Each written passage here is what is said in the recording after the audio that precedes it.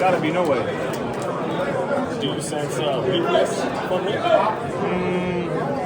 No, I wouldn't say that. I think he's focused on his fight. He ain't focused on me. And I'm focused on my fight. Do you think he knows if he beats Lomano on Saturday night that he's going to have to finish? That's why I said you don't want to beat Thomas, because then you're going to have to fight me. You don't want that. Is the thought of that sort of fueling you? Do you have like a double fuel going on? We haven't seen you sort of look and act the way you are. The look in your eyes seems very visceral and serious. Yeah, I mean, I'm mostly just locked in on my fight for Saturday, but, you know, there's definitely some extra added motivation there, knowing that, you know, there's something bigger on the other side of that. But you can only fight one fight at a time, and fights aren't one on paper, they're one in the ring. So we heard your opponent say that he had more to fight for than you. We looked at you when he said that, you kind of scoffed. What was going through your mind when you heard that? I got everything to lose. Yeah, I got everything to lose. So there's a lot riding on this. I put a lot of work in. We've sacrificed a lot. You know, I'm 32, and, you know, I've been organized competing since I was 9, 6 days a week. So I'm ready. Caleb, what's your thoughts on Munguia popping for PED, I guess, earlier today? Just thoughts on that? Well, you know, we'll let it play out. See where it is. See what's going on. Is that still a fight you would want? I don't want. The only fight right now I want is Armando Resendiz. Caleb, when you think about that, though, you know, this is probably Kevin Garcia with Fight Hype. It's probably the 4th or 5th guy from that camp that's popped hot for PEDs. I mean, just what are your thoughts around it? I mean, Canelo's a former opponent of yours.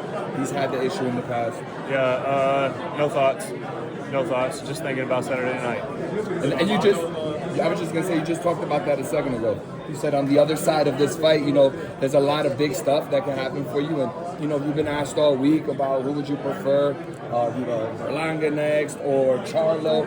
I mean, when you think about it, when you think about what's next, who would you like, you know, to see in the ring, to put your hands on in the ring? Is it Charlo more? Is it Berlanga more? I mean, the plan is, you know, for Charlo to do his thing and get his hand raised, and let's run it later this year. What do you think of I know you're worried just about your fight, but what do you think of Thomas's energy towards Charlo? Is that, you know, like a guy that is chomping at the bit to win, or are you not feeling that energy? Just what do you make of that? I ain't put much thought into it either. You know, I'm just thinking about my fight. So anything about my fight, I'll be able to give you an answer, and anything else, you know, it's kind of just I'll put to the side. Did talking about you talking too much, did that add a little something extra just before? Yeah, I mean, I really haven't said anything this camp, you know, so maybe just trying to find some extra motivation there, but like you said, that just motivates me more. So you looked him in the eyes and told him, "I'm the biggest, baddest guy that you fought yet." What did you see from him? What did you see from him? That he knows it. That he knows it. Do you think it just hit reality for him of what he's in for Saturday night? I don't know if it hit reality yet, but it's going to when the bell rings. What do you think, what kind of fights he's going to bring? You spoke about McCumbee last night. You spoke about some of the dogs you beat him with. You beat him with these guys better bit. What do you think Resendiz is going to bring Saturday night? Tough. Big moment for him, so I know he's going to lay it all on the line, and, you know, I'm sure he's going to try and press me at some point, but we got to answer for everything. For a young guy that hasn't been on this stage, what is his reality going to be when the bell rings on Saturday night? A vicious ass whooping. Caleb, are you surprised Jermall hasn't even tried to get under your skin at all? He's been very respectful. Seems like he's a little too nice to you. Yeah, I don't know. I've kind of put that on the back burner too. But, you know, he's been nice, he's been respectful.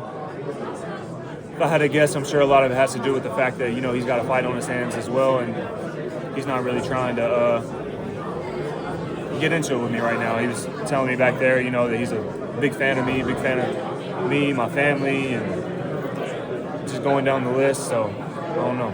Trying to soften you up a little bit. Down the line, would you ever be down with him or his brother modeling your gear? Revenge tour? Like he said, he was willing to wear your revenge tour gear. We'll see. Or is he's on the revenge tour? Though?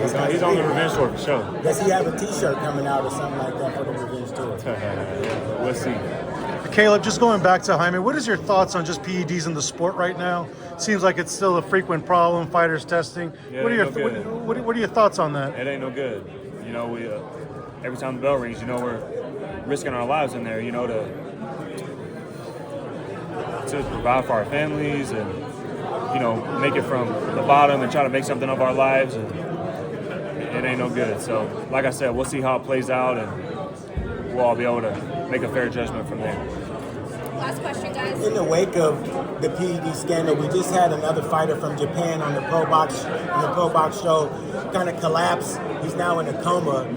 Just what are your thoughts on that in general? Just how, the way you guys risk your lives night in and night out. Yeah, it ain't no good, you know. And I believe, you know, my dad has always been a big believer in telling me, you know, one thing we aren't are cheaters, and one thing we aren't is cheaters. So, like I said, I just think it ain't no good. Go to the gym, put the work in, run, do everything you're supposed to do, diet, do everything right, and then let the bell ring and let the chips fall. The last 5 years, we've seen you climbing and climbing now at the apex of the sport. What's it like to have young guys gunning for you now? That means I'm in the spot I'm supposed to be in. You know, that means that I've been doing the right thing. And, you know, that's their job too, right? To gun for the big dogs. So that, you know, perhaps they can be a big dog one day. And maybe Armando will be a big dog one day. I don't know. I can't speak for him. But he ain't going to be a big dog on Saturday night. It ain't his time yet. Caleb, I just wanted to get your thoughts on one last thing. Obviously, you're known to be a slick fighter. You're known to obviously have movement. You're a boxer. And one of your former opponents, Canelo, he's going up against Crawford in a few months. I just wanted to ask you, do you think Canelo's defense, his IQ, is underrated, and maybe should Crawford be on the lookout for a little bit more than Canelo gets credit for? Yeah, I mean, Canelo's definitely got great defense, and he's slick, he's fast, he's sharp, he's strong. You know, he brings all the great attributes to the table, but so does Crawford. You know, he's sharp, he's smart, he's fast, he's strong, and they both have great teams. So I think that'll be a fan-friendly fight. I'm looking forward to it. Thank you, Caleb.